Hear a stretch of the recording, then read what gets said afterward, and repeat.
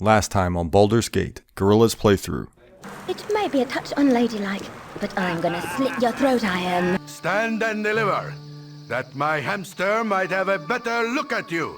I don't want to seem confrontational, but could you be a little less,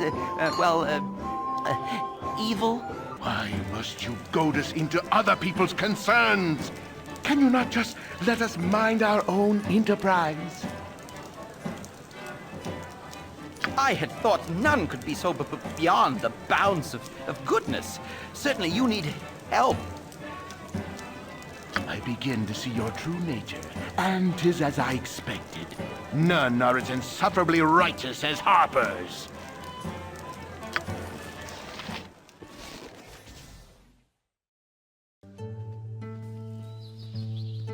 With ease. The party now consists of just Gorilla, the paladin, and his childhood friend, Imwin, the thief. They depart from the inn where the bloody battle occurred between 4 of their former party members and plan to leave town by crossing the river that runs through it. A man stands on the bridge they plan to cross. Go no further. I require the services of your group. Yes, they will do nicely. His name, Edwin. An evil expression on his face, and he certainly looks the part. With his hooded red robes and his hands folded into a pyramid, Edwin continues to explain his requirements. I require you to kill a witch, the witch Dinah here. She is treacherous, but with your participation, I foresee no difficulty. Will you assist? We reply, why would you have this woman dead? Am I to kill her without knowing? Edwin replies, frankly, yes, 'tis no concern of yours. You need but perform this act, with no questions. What is your answer? I'll have nothing to do with your murderous plans.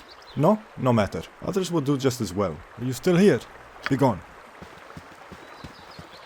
Edwin walks off into town.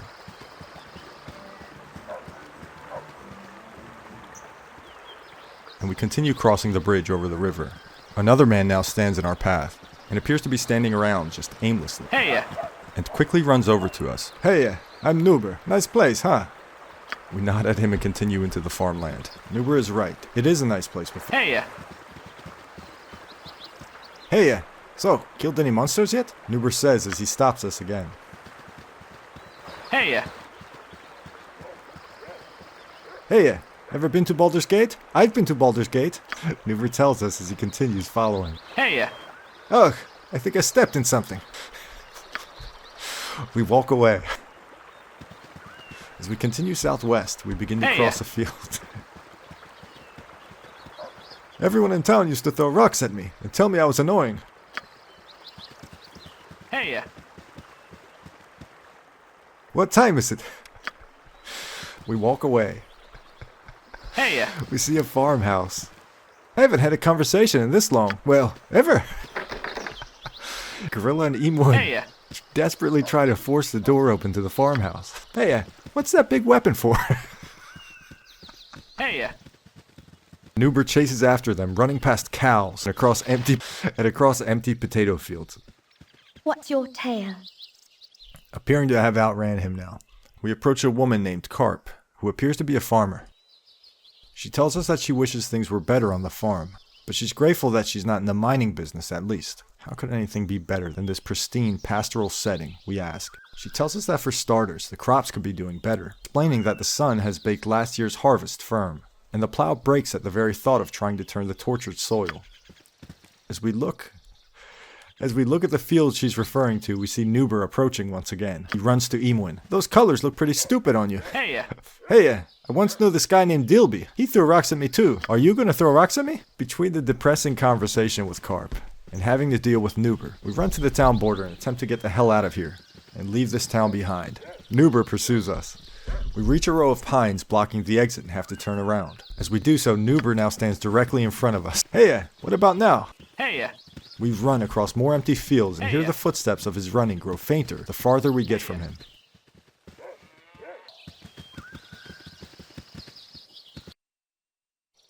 Shouting at us from across the fields, we hear his voice off in the distance. Hey, what about now? Gorilla and Imwin reach the edge of Nashkel and just go. They have no plan at the moment, but they just go. As sun sets, they find themselves in a carnival of sorts, adjacent to town. It will be done.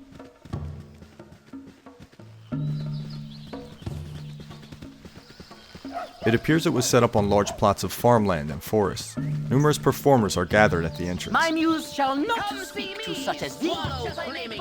One performer approaches us, and there she lay, pale and bloodless at my side. Woeful be the path of the elves, said I. Woeful be the path of all who trod this glade, for Nosferatu's once fair love has died. Oh, she has died. Midst coffers full and coffins bare, there came the fearsome devil bat. Red blood, red eyes, and ruddy hair, but none more red than two sharp teeth that glisten there. There ends Galahein's last and beloved work, Nosferatu. Enjoy the rest of the carnival, ladies and gentlemen, for a finer one I have not seen in years. Various other performers yell and shout around us. Come see me swallow flaming knives!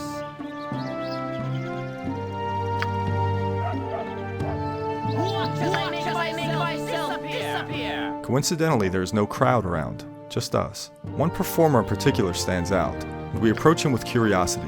His name, the Great Gazib. I'm always ready to entertain.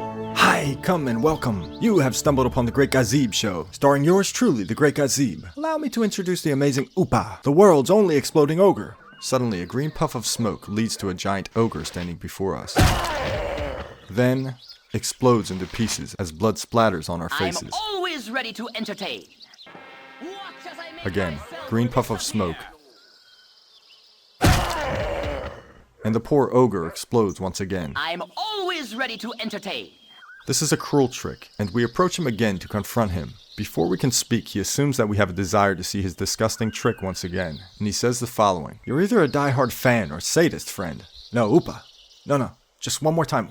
One last one. Then you can go back to the tent. Upa, put the weapon down. Upa?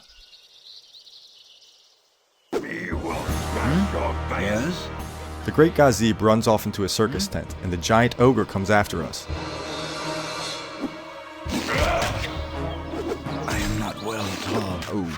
Right off the bat, Gorilla gets clobbered with 10 crushing damage, bringing his HP in the red immediately. He heals up with a potion and counters the amazing Upa. Imwen shoots an arrow that critically hits, 12 missile damage, bringing the amazing Upa's HP to critical.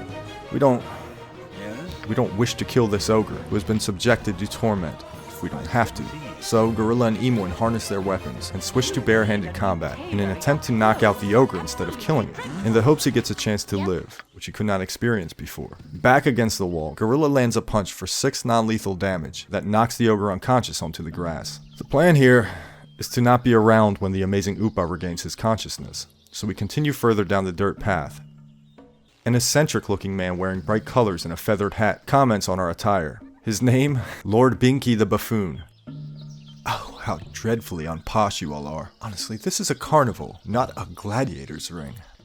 We answer Lord Binky the Buffoon. Hey, my name's Gorilla, what's yours? He replies, Mon nom Gorilla, what is yours? We answer the Buffoon. Oh, you'll not get away with that for long. He replies, Hell, you'll not get away with that for long. Continuing upward, we walk past more large circus tents, which are staked down with ropes. There are various wooden tents set up, but nobody tending to them, nor browsing. We don't know if this is due to the hour, or just the general lack of people here. Glad to meet you, friend. We have a chat with a man named Lester, who's kind of just walking around. He says the following. Sure is a nice carnival they put on. If only there were more people here to enjoy it. We reply to Lester. Where is everyone? We ask. Down in the mines or dead. A combination of the two more often than not. I'm sorry. You folks are here to enjoy the carnival. Don't let me go telling my depressing tales. We look at Lester and say the following. The mines interest us more than the carnival, to be honest. We'd like to figure out what's wrong if we can. Lester replies with the following. What's right? That place has been claiming lives hand over fist. But where else can we find work? It's either death by the demons, or death by the dinner plate. As us Nashgale folk aren't the type to let our family starve. Register with the garrison, but with his bum leg, I ain't no good at fighting. Just pushing the ore barrel. That's all. We finish our conversation with Lester, and now pass by large wooden wagons, which may have been used to transport livestock here. A short man in a green hooded robe calls out to us from further down the dirt path. His name is Zeke. We go over to see what he's shouting about. Come one, come all. Take a look at the stone warrior maiden. How long has she been trapped in this petrified form? No one knows. Be the first to learn. For the mere price of 500 gold, for that small amount of money, I shall give you a magic scroll. And with this scroll, you can release a maiden from her stone prison. Think of the gratitude she would feel to her saviors. Perhaps she's a princess from some far-off land, or maybe a powerful sorceress in search of a concubine. You can't afford not to know. Buy the scroll. We look off to his right, and we see a statue of a woman. It is a carnival. He may be trying to take us for a ride. And it is a steep asking price, but we take our chances. Sure, give us the scroll, we say to Zeke. You won't regret this. Here's the scroll, and I wish you well. Bye now. The party has gained an item, stone to flesh scroll. The party has lost gold. At the moment, we have no mage to teach this scroll to, so we hold on to it and make a note to return here once we have a proper mage in our party. We decide to head into one of the circular tents close by to us.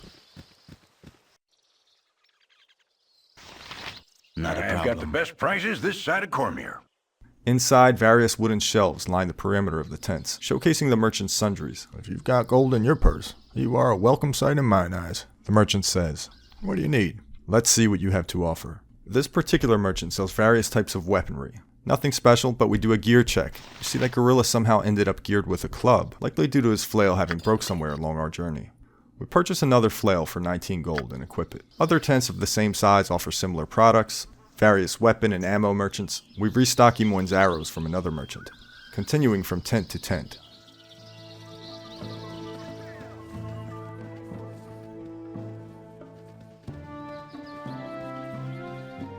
We speak with one of the commoners to garner some info on the area. Weather's been lousy lately. Those halfling fools sitting out a day's travel from the Firewine Bridge ruins and never paid a second glance. Had I a stout blade and time from the farm, I'd sack it for all the treasure it's worth. As we enter another small tent, Please. Leave us alone, will ya? Nothing for you here. something is going on in here. We see a woman standing in one corner, and in front of us, a wizard named Zordral stops us and threatens us. You there, stay back. If any of you come any closer, I'll kill her. I'm serious. Don't make me do it. All I have to do is say the last word of my spell and she'll die. We reply to Zordral. What's this all about? Zordral speaks once again. She's a witch. She'll use her magics to poison the children of this town. She'll butcher the livestock, and she'll seduce the young men, make them her puppets. She must be killed. We carefully consider everything, and we reply, why don't we discuss this like rational beings? Just calm down, and I'm sure we can come to some sane solution. Our reply infuriates the wizard. I told you, but you wouldn't listen. Now she dies, and then you die. He casts a spell and immediately kills the woman. We attack the wizard. Gorilla downs 2 healing potions.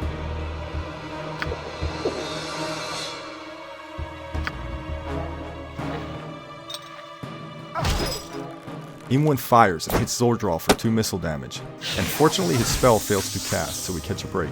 With the window now open, a thwack from Gorilla's flail crushes him for 12 damage, and Imoin shoots him for another 5 damage. Gorilla winds up and hits him with another vicious strike for 26 crushing damage, killing him and netting us 900 experience.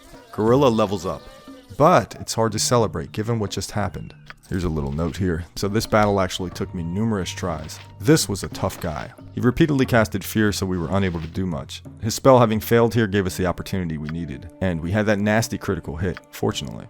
Back to the game, and we loot the mage, but at the same time wondering if there was anything we could have done differently to save the woman in the corner. 2 unidentified mage robes, a potion of heroism, and 2 spell scrolls.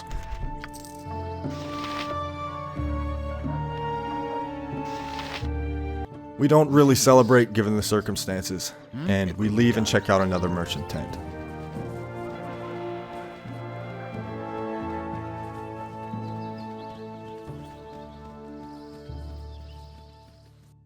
This particular merchant has a lot more wares inside than the others.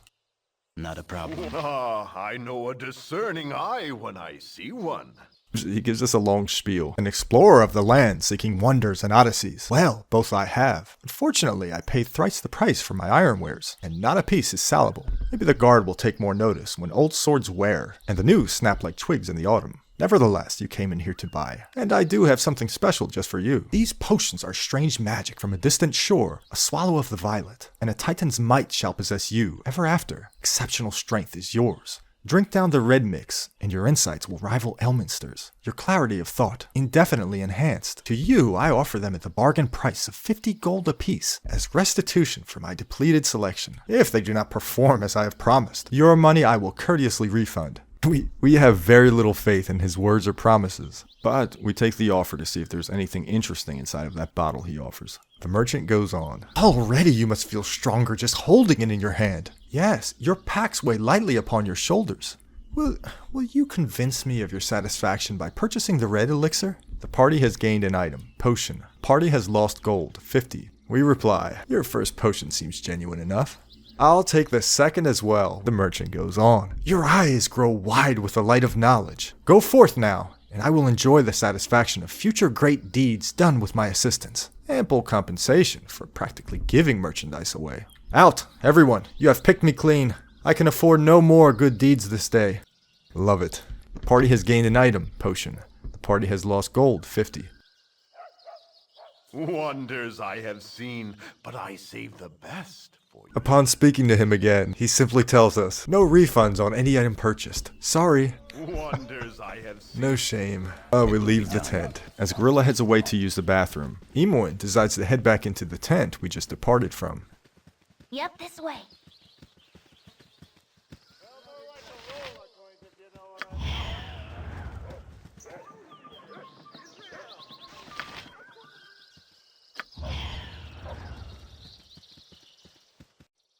Now inside, she has her eye on that chest behind the merchant who sold us the potions.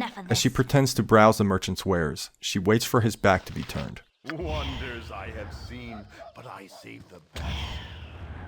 Then quickly picks the lock.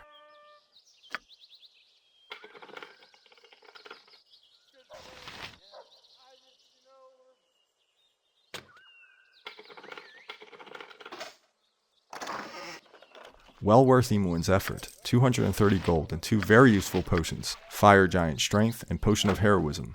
There's another chest close by, and Imoen tries her luck again, now on a high from having found a nice bounty moments ago.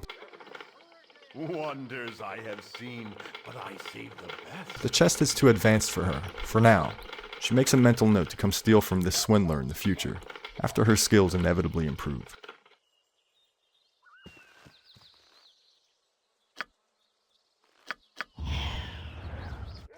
This way. Imoen reunites with Gorilla in the square, and they continue on their way. Not a problem.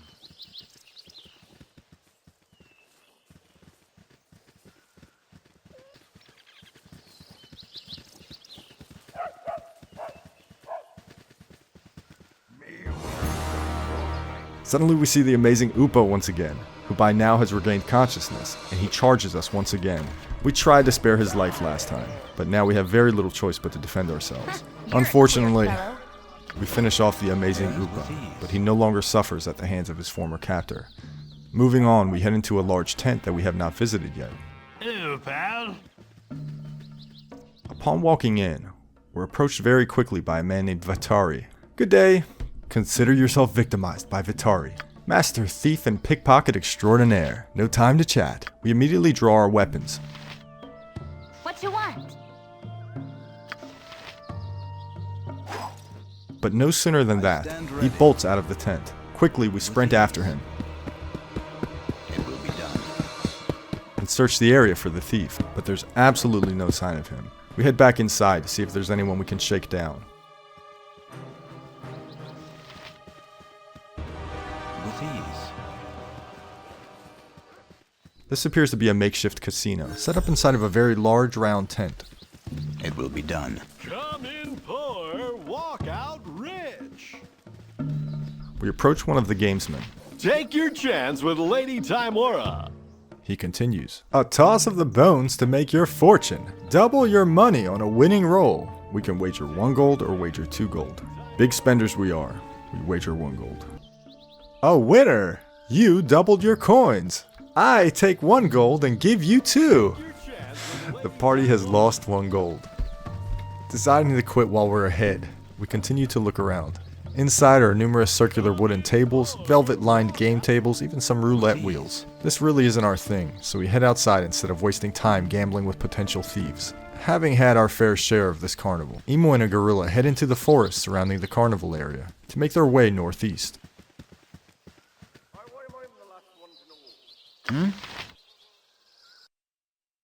Upon a gear check, we notice Gorilla leveled up somewhere along the way. He's now level 2, just 2.